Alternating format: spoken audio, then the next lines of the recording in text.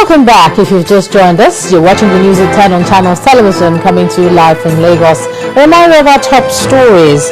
G7 governors drop bombshell, pull out of the PDP for the APC. Niger State governor says count me out, maintains he still belongs to the ruling PDP. PDP candidate in the Anambra governorship election, Tony Nwoye, maintains he'll not participate in next Saturday's supplementary election. And Pope Francis calls for radical reforms in the Vatican.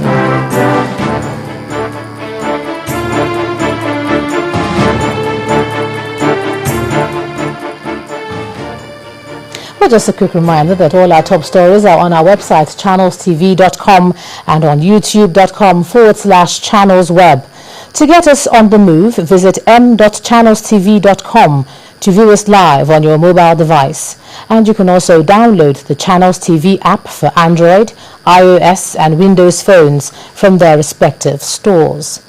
Of course, it doesn't end there, as you can interact with the Channels Eyewitness feature on our Android and Windows 8 platforms. So if you have a picture or video to share with us, all you need to do is download the Channels TV Android app on your device, swipe to reveal the Eyewitness menu, and then follow the instructions to share your reports, your pictures and videos. Well, some of the members of the splinter group of the PDP may have merged with the All Progressives Congress, but one issue that may be on the minds of some Nigerians is the legal implication of their movement. Well, Lagos-based lawyer and human rights activist Mr. Bamidele Aturo says for the governors, they may not be affected, but any lawmaker who is part of the transition may lose their seat in the parliament. Really, for governors, there is really no legal consequence, because once you are elected as a governor of a state, it's assumed that you have a statewide mandate of the constituency, which is the state, to govern. And you have been elected on the basis of your own program, and you have been elected in your own personal capacity as such. Although the Supreme Court in the case made it clear that when you are elected, you are being elected on the platform of your party, and really it is the party that won the election. But the truth of the matter is that when it comes to the consequences of leaving your old party to another party, that particular decision cannot hold sway. In other words, you cannot interpret the decision of the Supreme Court in the case of Amechi and INEC to deny a governor who is still a sitting governor of his or her seat on the basis of moving to another party. But if you are a legislator, then of course, if you move to another party and you cannot show that your old party has been racked with division, then of course you will lose your seat by virtue of the constitutional provision that is relevant to this matter. But for governors, there is no equivalent provision that says that if you move over to another party, then you lose your office. So, legally speaking, those governors remain governors of their respective states, and nothing is going to affect them legally. Now, it began as a dispute that might soon be resolved, but after several botched meetings, the G7 governors finally dropped the bombshell by pulling out of the PDP. In our next report, our political correspondent, Charles Eruka, traces the crisis in the PDP that finally led to the G7's exit. Early signs of a rift within the PDP were fueled in February by the appearance of campaign posters in Kaduna bearing pictures of Governors Sule Lamido of Jigawa and Rotimi Amechi of Rivers State as the presidential and vice presidential candidates of the party for the 2015 elections. The individuals involved moved to dissociate themselves from the posters, and the party issued strong denials of any such moves. A further indication of internal divisions saw the emergence of the PDP Governors Forum, with Akwa Ibom State Governor Godswill Akpabio as its chairman. Although the Governors Forum was dominated by the PDP, the move was largely perceived as a measure to divide and check the rising influence of the Amechi-led forum. Then came the contentious Governors Forum election, which Amechi was purported to have won with 19 votes against his opponent, Governor Jonah Jang's 16. This ensuing controversy effectively divided the forum. Governor Amechi was eventually suspended indefinitely from the PDP for alleged anti-party activities. We have set up an investigation panel immediately because the suspension of Governor of Rivers State, Right Honorable Rotimi Amechi, from the party is done pending the outcome of the investigation panel. Shortly after, on July the 9th, a small minority group in the Rivers State House of Assembly attempted to take over with the aim of impeaching him. The National Assembly's probe into the matter indicted both Governor Amechi on one hand and the President and First Lady on the other as being behind the crisis. Your Excellency, this convention... Things came to a head during the PDP Mega Congress held on August the 31st to elect a new national exco. There had been several issues in contention, including the legitimacy of Bamanga Tukur's chairmanship of the party. In a dramatic twist, several party leaders walked out on the special convention at the Eagle Square in Abuja. They included 7 PDP governors: Murtala Nyako of Adamawa, Sule Lamido of Jigawa, Rabiu Kwankwaso of Kano, Abdul Fattah Ahmed of Kwara, Muazu Ali of Niger, Rotimi Amechi of Rivers State, and Ali Wamako of Sokoto.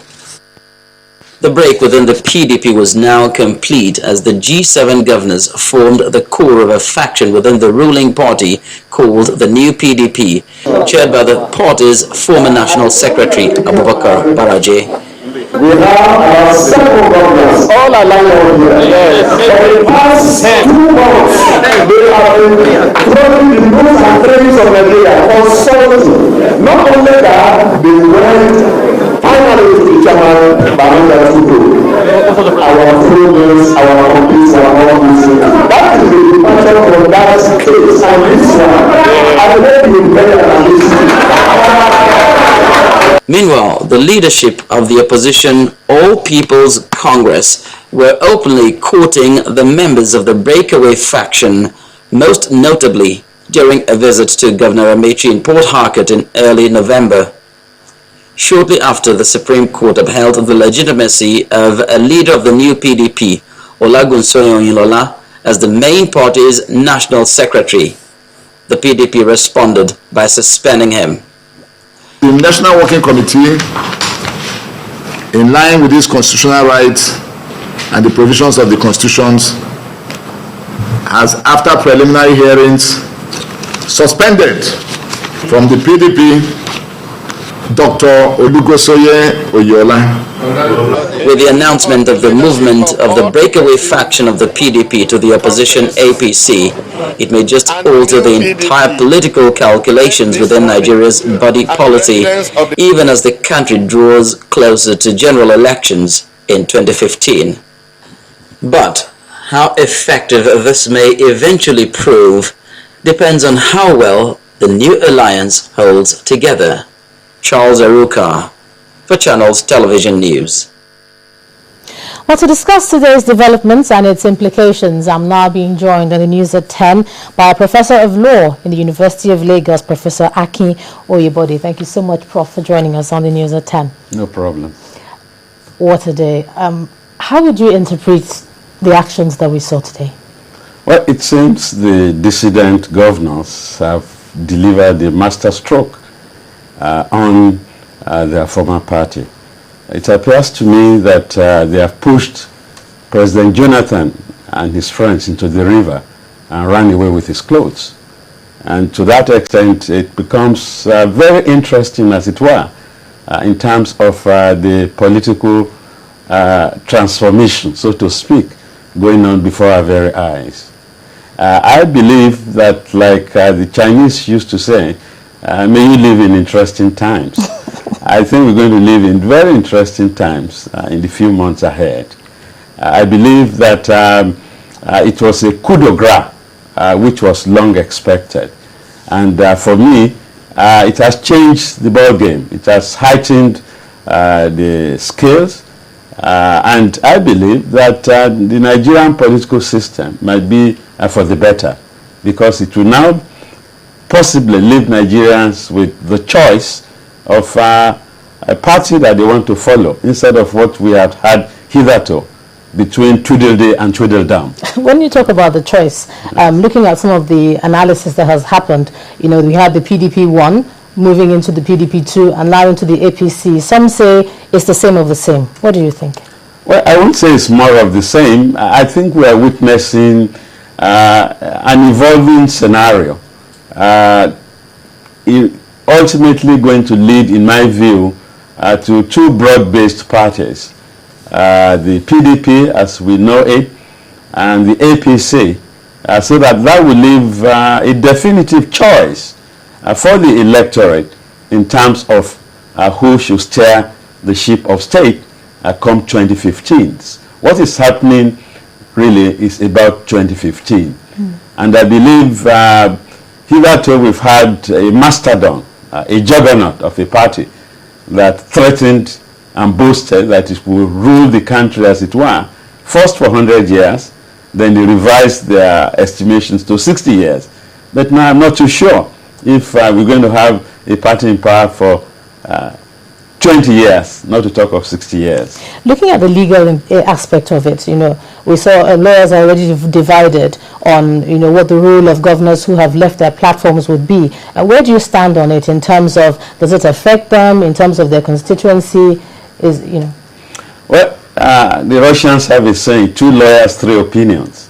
So I'm not surprised that there is conflict of views in terms of the law. I think the governors that have taken the plunge, as it were, will be home and dry, because as far as I know, nothing can touch them except and unless, and only to the extent that they fail to command the majority of party members in their respective houses of assembly. That is to say that if impeachment proceedings can be brought against them. But I think it will be a foolhardy governor that will take the plunge without doing the correct calculation. There is no provision that says that if a turncoat governor makes that choice, then he should stand removed from his position as a governor. Even for legislators, we have experience in this country of legislators that have changed their parties and they are still alive and kicking.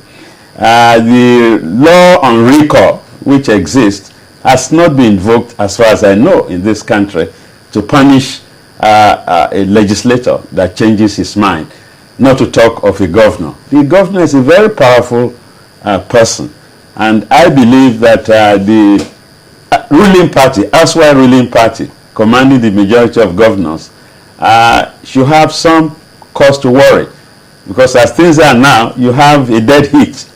By my latest calculation, you have 14 governors on each side, and 17. 17 governors. Okay, 17 governors on each side. Then the APGA, and then it presents a very fascinating scenario. Yes, I was going to talk about political analysts and political students watching this. How do you see this new, shall we say, new blood infused into the APC working out for them come 2015? The PDP have already said it doesn't bother them.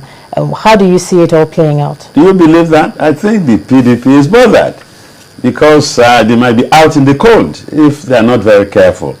I think they must take the proper calculation to cut their losses to ensure that they continue to be relevant. But the new alchemy that has come up before our very eyes is such that might confuse political observers, because, you know, we don't have clear-cut ideological distinction between the parties. You have 6 of one side and half a dozen of the other.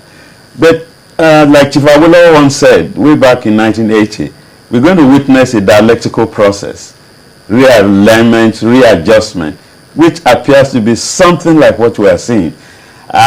Because you see, the political parties, let's face it, represent the same beer. Only the labels on the bottles are different. But I think both sides will work out some arrangement, a modus vivendi, that will enable Nigerians to really pick and choose. Because democracy is about choice. Nigerians should exercise their right to go to heaven the way they want. And on that note, I'm going to thank you so much, Prof, for sharing your insight with us on the News at 10.